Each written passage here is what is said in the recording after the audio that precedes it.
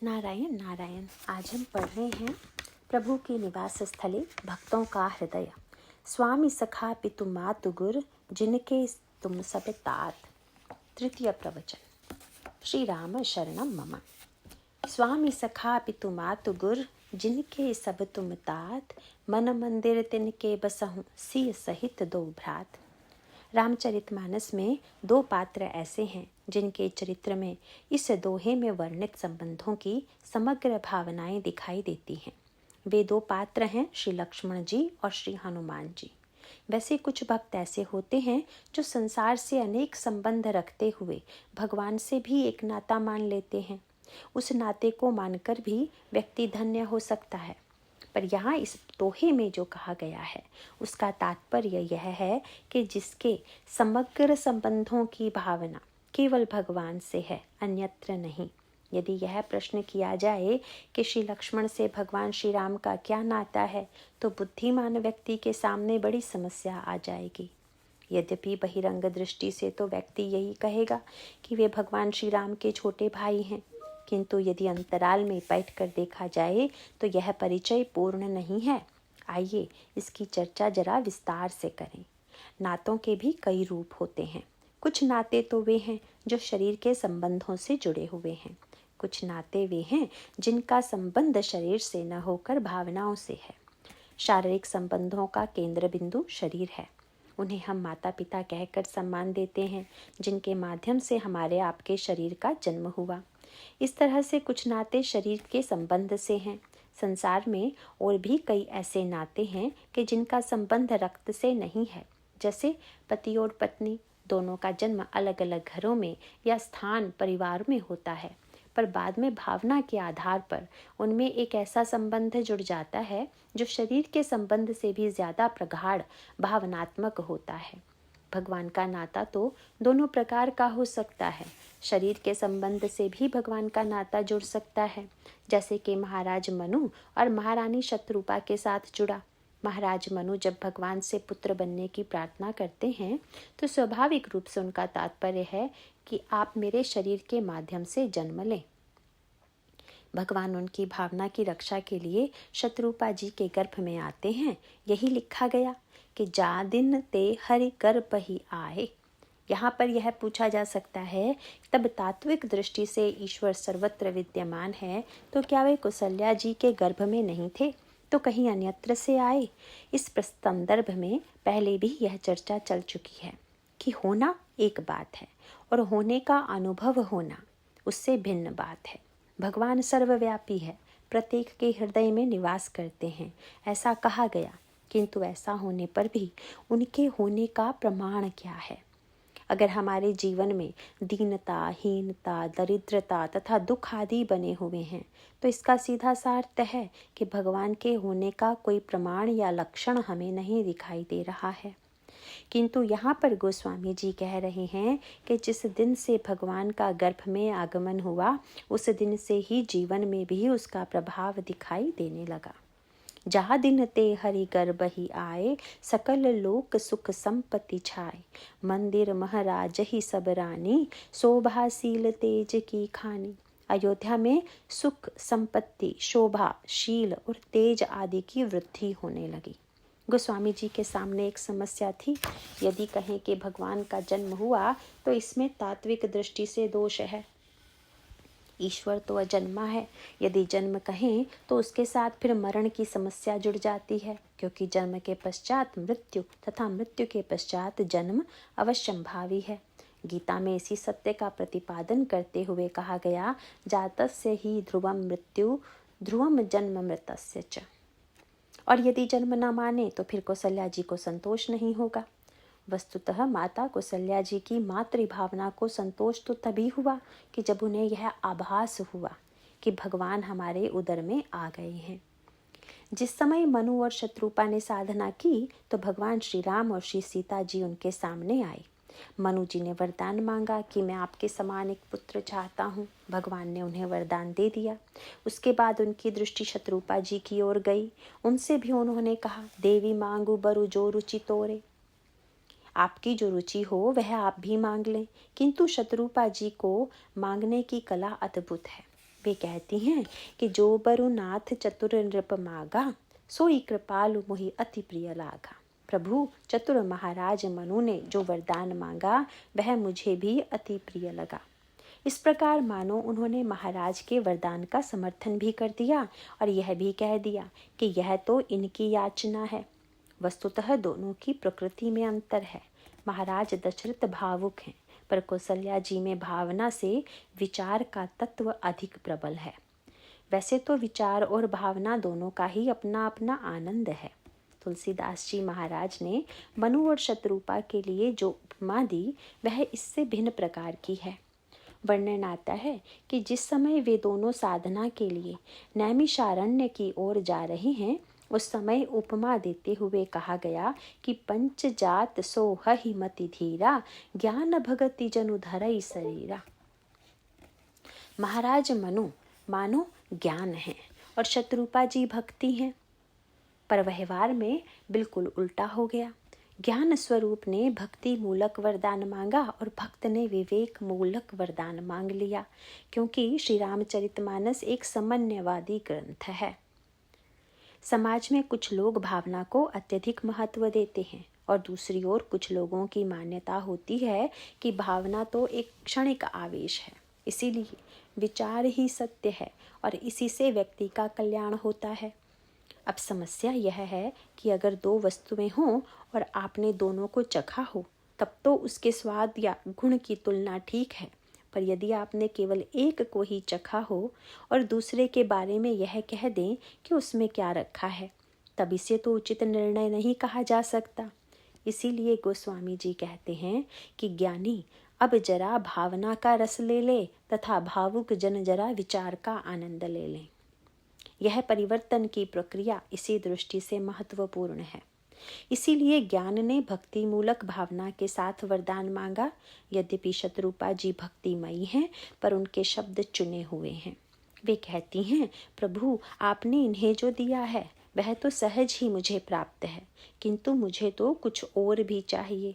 फिर उन्होंने भगवान के सामने अपनी 6 मांगें और रखी और वे मांगे हैं, जे निज भगत नाथ तव अहहि, जो सुख पावहि जो गति लहहि, सोई सुख सोई गति सोई भगति, सोई निज चरण स्नेहु, सोई विवेक सोई रहनी, प्रभु हमहि कृपा करि देहु। आपके भक्त जो सुख, गति, भक्ति, पद प्रेम, विवेक और रहनी प्राप्त करते हैं, वे सब आप मुझे प्रदान करने की कृपा करें। मनु जी को वरदान देने के बाद जब भगवान शत्रुपा जी की ओर देखते हैं तो उन्हें देवी कहकर संबोधित करते हैं, क्योंकि अभी कोई नाता नहीं है। इसीलिए भगवान ने कहा, देवी मांगू बरु जो रुचि तोरे। परंतु उनके द्वारा वरदान मांगे जाने के बाद भगवान ने कहा कि आपने जो मांगा वह सब मैंने आपको दिया। जो कछु रुचि तुम्हरे मन माही, मही सो दीन सब संशय नाही। पर उन 6 वस्तुओं में से एक को भगवान ने विशेष महत्व दिया। ऐसा लगता है मानो रेखांकित कर दिया हो। भगवान ने महाराज मनु को पिता कहकर संबोधित नहीं किया है। उन्हें तो वे राजन ही कहते हैं, पर शत्रुपा को उन्होंने माता कहकर पुकार दिया, जबकि अभी न तो पुनर्जन्म हुआ है और न गर्भ में ही आए हैं। प्रभु का वाक्य यही है कि माँ तू विवेक अलौकिक तोरे। माँ आपका विवेक धन्य है। मनु जी जब दशरथ बनेंगे तब उन्हें पिता कहेंगे, पर शत्रुपा जी को माँ अभी कह दिया। मानो भगवान श्री राम का संकेत यह है कि ये तो शरीर से पुत्र का नाता चाहते हैं, इसीलिए शरीर से बेटा बनने पर उनको पिता कहूँगा, पर आप तो विवेकी हैं, विवेक का वरदान चाहती हैं, अतः बिना शरीर के ही आप इस सत्य को समझ सकती हैं। इसका अभिप्राय है कि शरीर से नाता चाहिए तब तो लंबे समय की अपेक्षा है, पर अगर भावना से संबंध जोड़ना हो तो उसमें देरी की कोई बात नहीं है। भाव का नाता तो तुरंत ही जुड़ जाता है। अतः भगवान कहते हैं कि मातु विवेक अलौकिक तोरे, कबहु न मिटहि अनुग्रह मोरे। माँ, मैं तुम्हें आश्वासन देता हूँ कि तुम्हारा विवेक कभी नहीं मिटेगा। उसके पश्चात भगवान ने महाराज मनु की ओर देखकर जानना चाहा कि इनके 6 वरदानों में आपको भागीदार बनना है क्या? आपको ये सब कैसे लगे? साथ ही भगवान ने विवेक पर विशेष जोर देकर मानो उन्हें ललचाया भी कि सबसे बड़ी वस्तु विवेक ही है। पर महाराज मनु तो अनोखे निकले। उन्होंने कहा कि मैं आपसे यह स्पष्ट कर देना चाहता हूँ कि आप मुझे विवेक कभी न दें। आप पुत्र बनकर जन्म लें और मैं आपको सर्वदा पुत्र ही समझता रहूं, ईश्वर नहीं। मैं जानता हूँ कि महारानी को ज्ञानी माना जाएगा और मुझे कहा जा सकता है कि आप अपने पुत्र को ठीक से नहीं पहचानते, पर सुत विषयिक तव पद रति हो, मोहि बर बूढ़ कहई किन को। मैं विवेक नहीं चाहता, चाहे मुझे संसार का सबसे बड़ा मूर्ख ही क्यों न मान लिया जाए। विवेक इनको ही दीजिए, मुझे नहीं।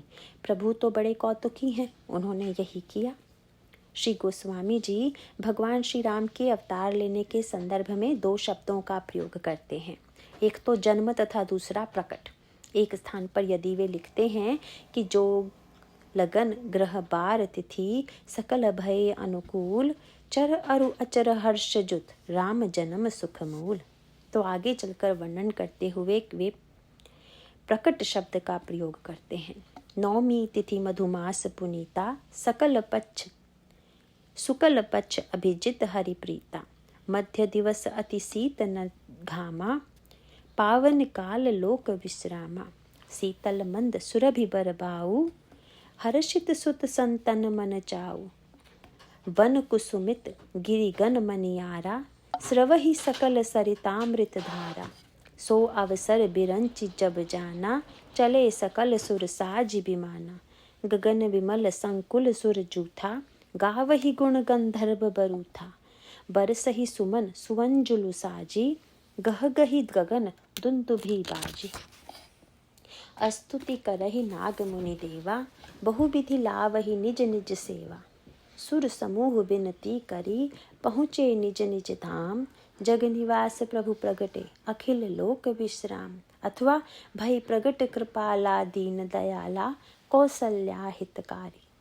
यहाँ पर भी प्रगट शब्द का प्रयोग करते हैं। इसे यूँ कह लीजिए कि जन्म का अभिप्राय है भावना का आनंद तथा प्रगट का अर्थ है विवेक की अनुभूति। विवेक कहेगा कि भगवान जन्म क्या लेंगे, वे जन्म और मृत्यु की समस्या से ऊपर हैं।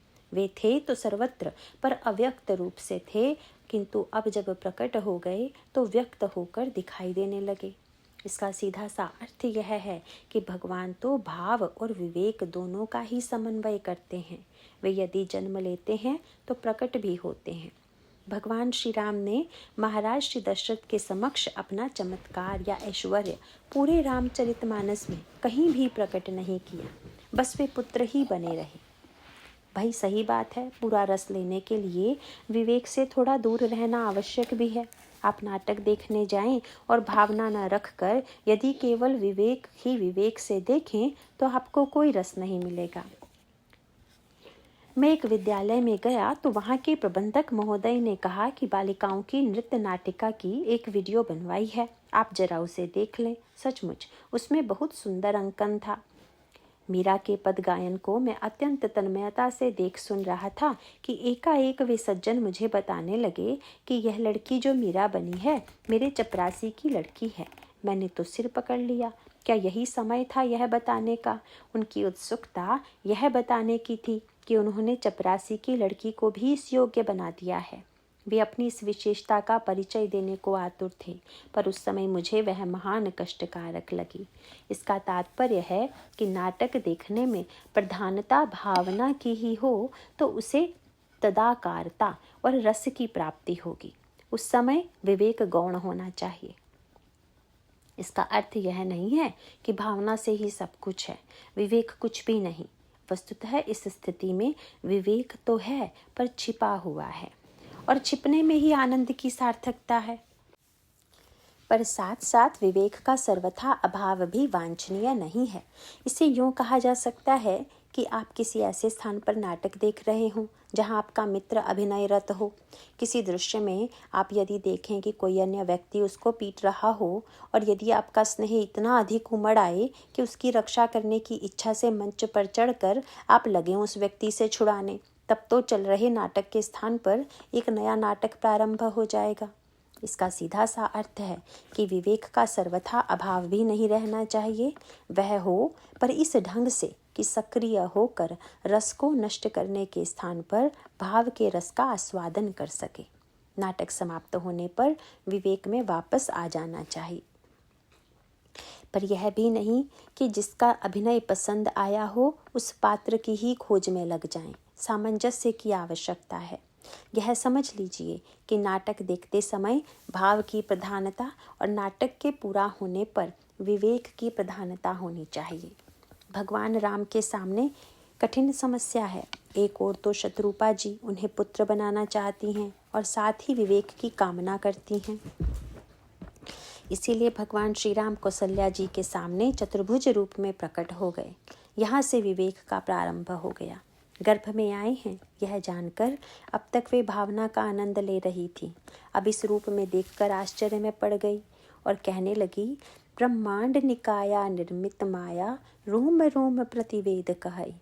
वेद कहते हैं कि आपके रोम रोम में कोटि कोटि ब्रह्मांड हैं और ऐसे प्रभु मम उर सो बासी यह उपहासी, सुनत धीर मति थिर न रहे। आप मेरे उदर में आ गए, यह सुनकर बुद्धि स्थिर नहीं रह पा रही है। मैं इस विरोधाभास को समझ नहीं पा रही हूँ। उसके पश्चात उपजा जब ज्ञाना प्रभु मुस्काना। प्रभु ने ज्ञान का संचार किया कि आपने विवेक का वरदान मांगा था ना, और फिर प्रभु मुस्कुराए। गोस्वामी जी कहते हैं कि मुस्कुराकर क्या करना चाहते हैं? बोले, चरित बहुत विधि कीन चाहई।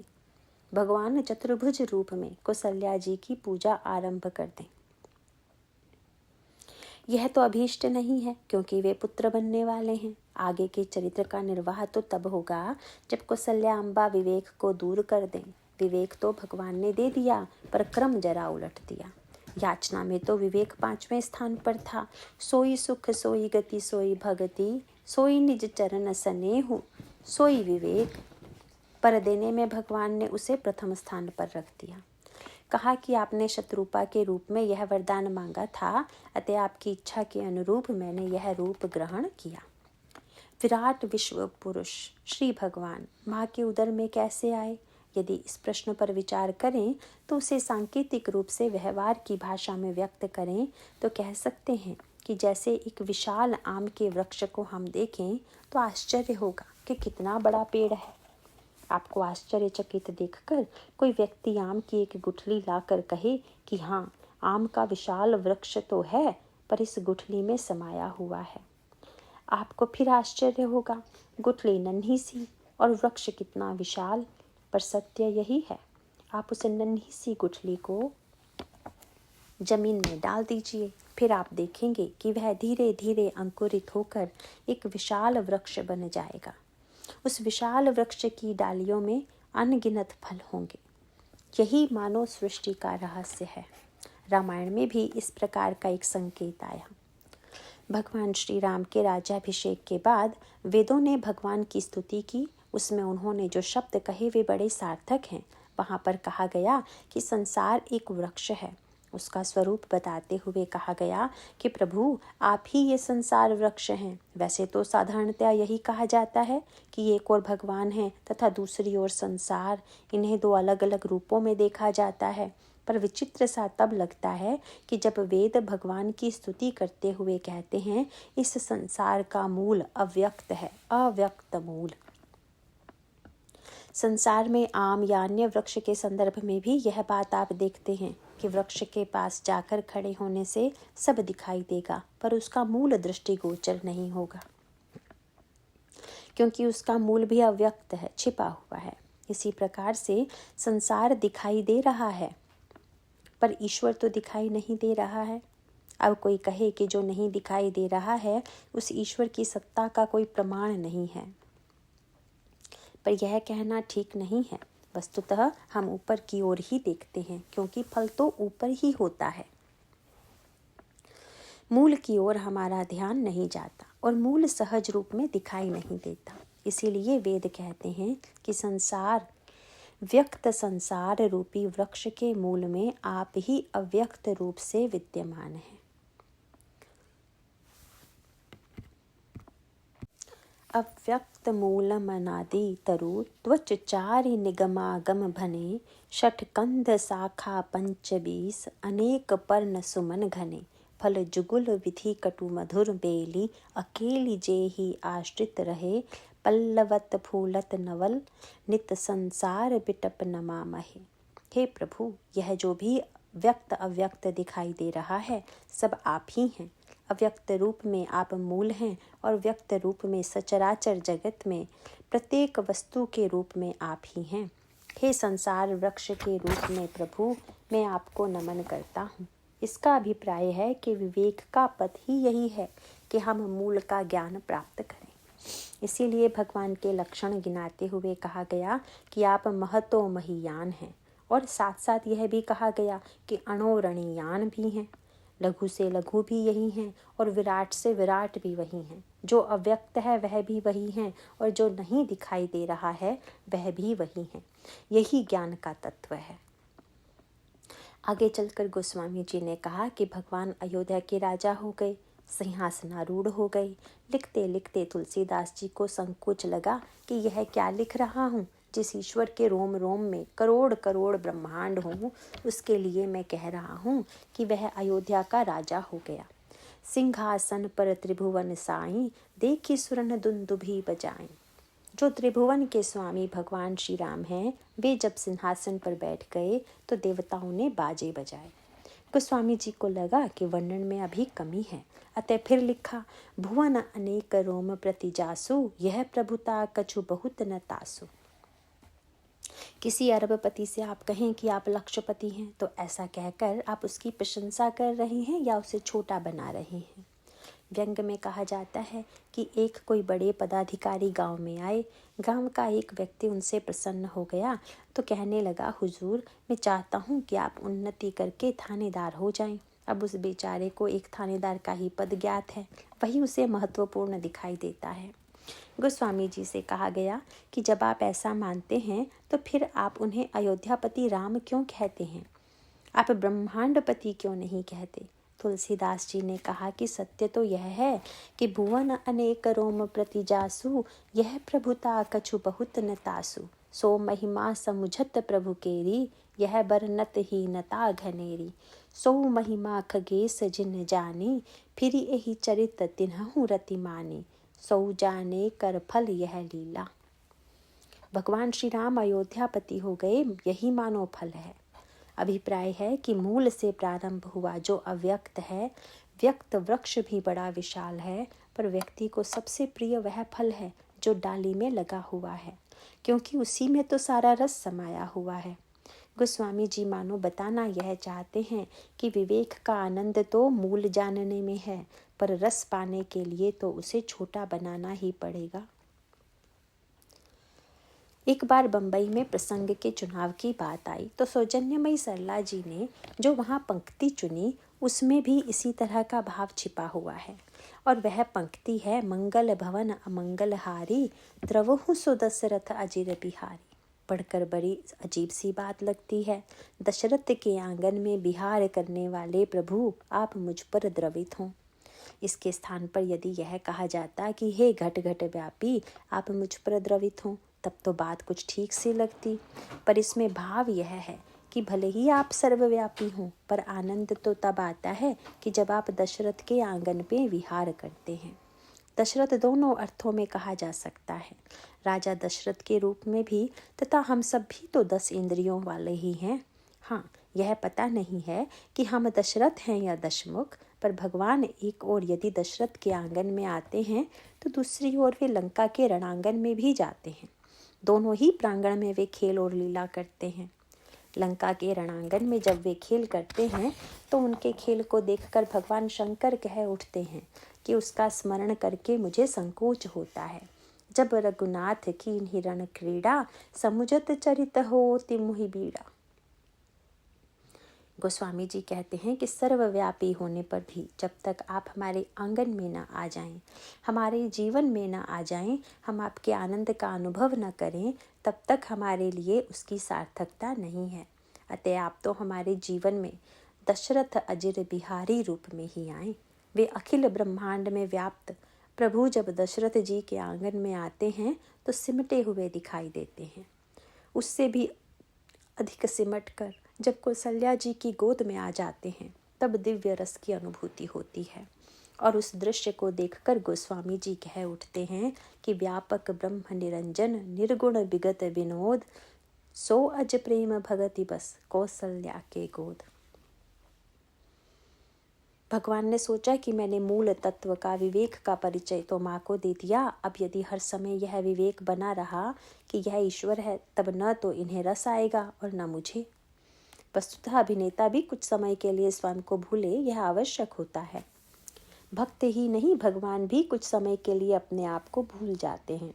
रामायण में कई ऐसे प्रसंग आते हैं।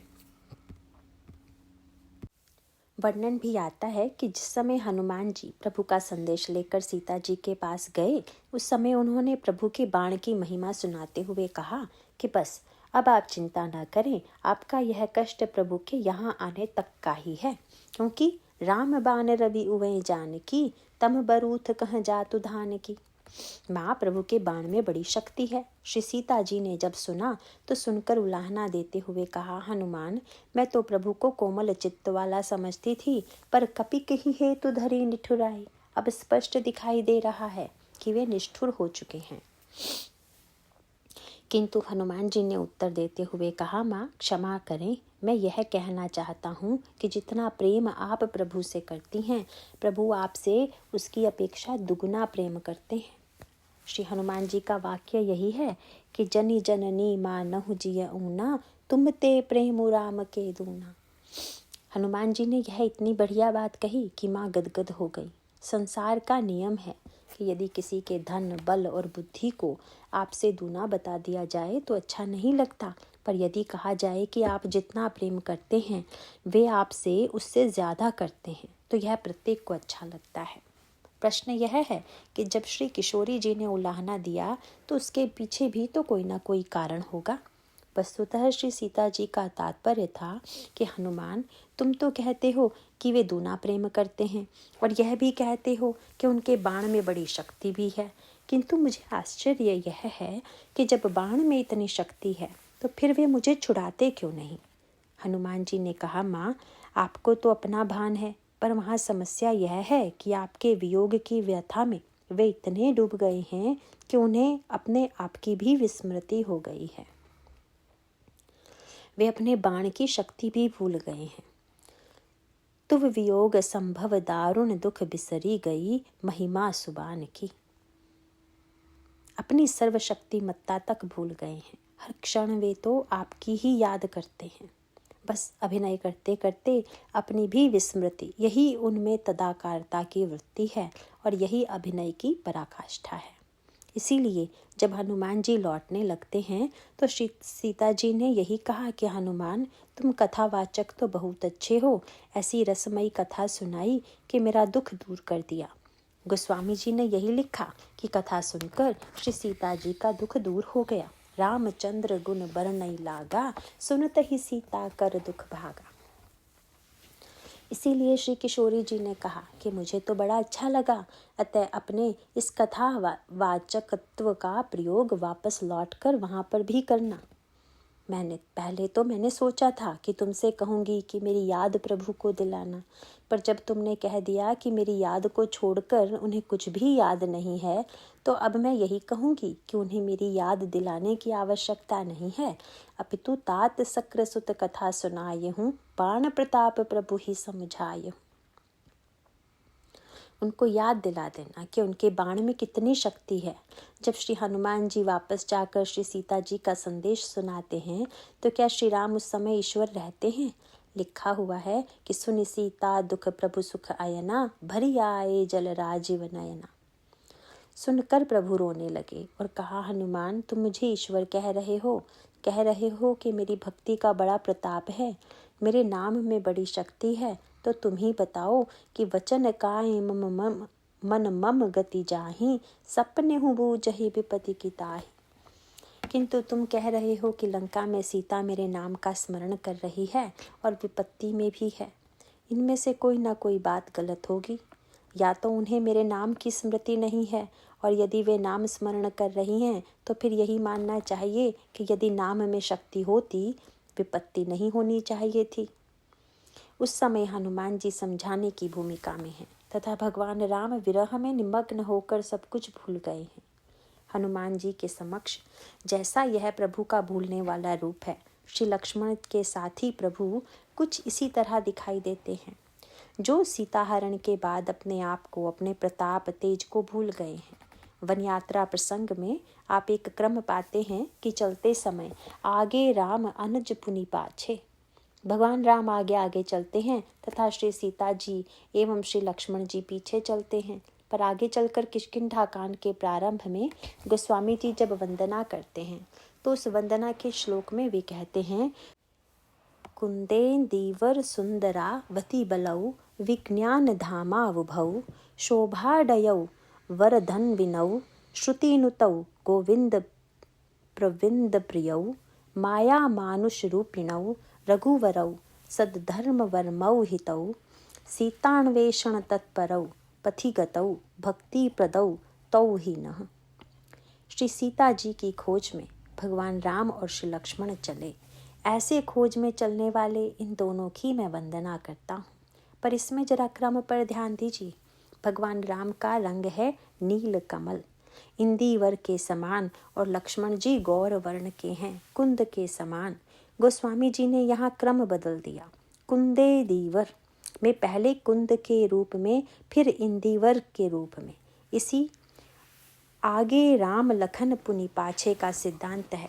तो पहले इंदिवर आना चाहिए, बाद में कुंद कहना चाहिए। इसका अभिप्राय है कि जब तक सीता जी साथ में थी, श्री राम आगे थे और लक्ष्मण जी पीछे। पर जब सीता जी खो गई तो श्री लक्ष्मण जी आगे हो गए और श्री राम पीछे पीछे चलने लगे, क्योंकि वे सीता जी के हरण के दुख से इतने व्याकुल हो गए हैं कि लता वृक्षों से पता पूछ रहे हैं। जब तक भगवान राम लक्ष्मण जी को समझाते रहे हैं। अरण्य कांड में लक्ष्मण जी ने पूछा, कहु ज्ञान विराग अरु माया, कहु सो भगति करहु जहि दाया। और भगवान राम उन्हें समझाते हुए कहते हैं, थोरे ही मह सब कहूँ बुझाई। पर अब सीता जी नहीं है तो क्रम बदल गया। यहाँ पर तो लक्ष्मण समझाए बहु भांति। अब लक्ष्मण जी ही भगवान श्री राम को समझाते हैं कि आप धैर्य धारण कीजिए, अत्यंत व्याकुल मत होइए। श्री हनुमान नाटक में वर्णन आता है कि एक बार भगवान राम ने श्री लक्ष्मण जी से पूछ दिया कि मैं कौन हूँ।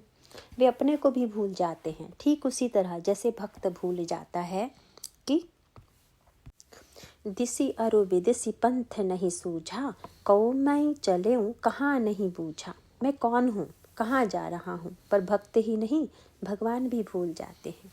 भगवान का अभिप्राय है कि अब मैं मार्गदर्शन नहीं करूँगा, तुम मेरा मार्गदर्शन करोगे। क्योंकि लक्ष्मण, मैं माया मृग मरीच के पीछे भागा पर तुम नहीं भागे। इसका अर्थ है कि तुम्हारा विवेक प्रबुद्ध है। इस प्रकार से यहाँ क्रम बदला हुआ दिखाई दे रहा है। श्री सीता जी ने हनुमान जी से भी यही कहा कि अब आगे समझाने की भूमिका तुम्हारी है, इसलिए बाण प्रताप प्रभु ही समझायहूँ। हनुमान जी यह कार्य करते हैं। प्रभु कहते हैं कि मेरे नाम की महिमा व्यर्थ है, क्योंकि सीता जी की विपत्ति उससे दूर नहीं हो रही है। भगवान राम के तो दुख की सीमा नहीं, किंतु हनुमान जी कहते हैं, प्रभु वहाँ तो रावण लंका का समस्त वैभव उनके चरणों में अर्पित करने को प्रस्तुत है। इसीलिए संसार की दृष्टि में जिसे विपत्ति कहते हैं, उनकी विपत्ति वैसी नहीं है। माँ की विपत्ति कहे हनुमंत विपत्ति प्रभु सोई, जब तब सुमिरन भजन न होई। श्री सीता जी आपका भजन तो कर रही हैं, पर जो सेवा नहीं कर पा रही हैं उसका दुख है उन्हें। इस विपत्ति का उपाय बताते हुए वे प्रभु से कहते हैं, बेगी चलई प्रभु आनई भुजबल खल दल जीती। प्रभु अब आप विलंब मत कीजिए, चलकर दुष्टों से युद्ध करके उनका संहार करके श्री सीता जी को लौटा ले जाइए। भगवान राम ने जब सुना तो गीतावली रामायण में वर्णन आता है कि उन्होंने संकेत से ही सुग्रीव से कहा कि सेना लेकर चलो। भगवान ने माँ को विवेक का वरदान जो दिया था वह प्रकट होकर प्रत्यक्ष भी कर दिया। पर समस्या यह है कि ऐसी स्थिति में आगे की लीला तो ठीक से होगी नहीं, अतः विवेक का विस्मरण होना आवश्यक है। तब प्रभु ने सोचा कि इनमें बस पुत्र का प्रेम उत्पन्न हो जाए, तभी तो स्वयं ये रस ले सकेंगी और मुझे भी रस देंगी। यदि विवेक बना रहेगा तो मेरे रोने पर ये सोचेंगी कि बालक तो ब्रह्म है, उसे भूख नहीं लग सकती, अतः मुझे दूध पिलाएंगी ही नहीं। इसीलिए कही कथा सुहाई मातु बुझाई, जही प्रकार सुत प्रेम लहई। फिर प्रभु ने पूछा, आपने सुख भी तो मांगा था, विवेक तो मिल गया, अब सुख का भी अनुभव कीजिए। तब माँ का विवेक पीछे चला गया और वे मातृत्व के सुख की आकांक्षा करने लगी। उन्होंने भगवान श्री राम से कहा कि जय शिशु लीला अति प्रियशीला, यह सुख परम अनूपा। मैं चाहती हूँ कि आप बालकों जैसी लीला करें। सीधे नहीं कहा कि बच्चे तो जन्म लेते ही रोते हैं, अतः आप भी रोइए, किंतु चतुराई से माँ ने बात कह दी। भाई सही भी है, क्योंकि आप किसी से कहें रोइए तो वह बुरा मान जाएगा, पर यदि कहें कि रोने का अभिनय करना है, नाटक में रोना है, अतः ऐसे रोइए कि सबको आनंद आ जाए, तो वह व्यक्ति प्रसन्नतापूर्वक रोना स्वीकार करेगा। इसीलिए माँ के कहने में संकेत यही था कि बालकों वाली लीला प्रारंभ करें। उसके पश्चात सुनी बचन सुजाना रोदन ठाना, हुई बालक सुर भूपा। भगवान नन्हे सा बालक का रूप धारण कर रुदन प्रारंभ कर देते हैं। ईश्वर का मुस्कुराना विवेक है तथा रोना आनंद प्रदाता। रोदन में भावना का आनंद है। वर्णन भी यही आता है, सुनि शिशु रुदन परम प्रिय बानी, संभ्रम चली आई सब रानी, हर्षित जह तह धाई दासी, आनंद मगन सकल पुरवासी। बालक का रोना सुनकर चारों ओर आनंद की बाढ़ आ गई।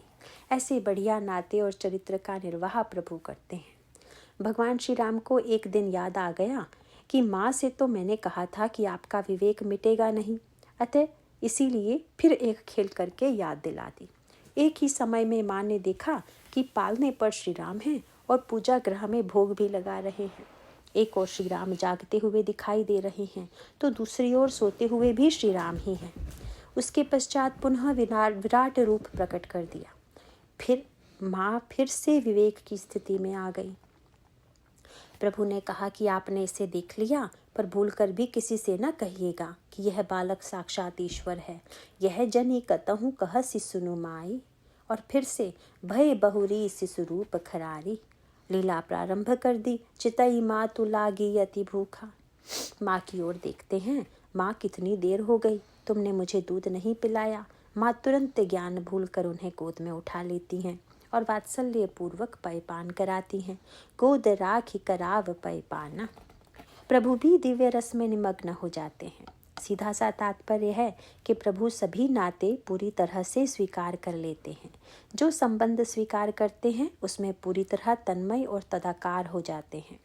लक्ष्मण जी के संबंधों में यही विशेषता है कि प्रभु उनके बड़े भाई ही नहीं, अपितु उनके स्वामी हैं, सखा हैं, माता पिता गुरु और यह कह लीजिए कि सर्वस्व हैं। प्रभु जैसा स्वामी नहीं मिलेगा, सखा मान लेने पर उनके जैसा मित्र नहीं मिलेगा। ऐसी माता, ऐसा पिता और ऐसा गुरु संसार में कहाँ मिलेगा। इसीलिए वाल्मीकि जी कहते हैं, स्वामी सखा पितु मातु गुर, जिनके सब तुम तात, मन मंदिर तिन्ह के बसहु, सिंह सहित दो भ्रात। नारायण नारायण।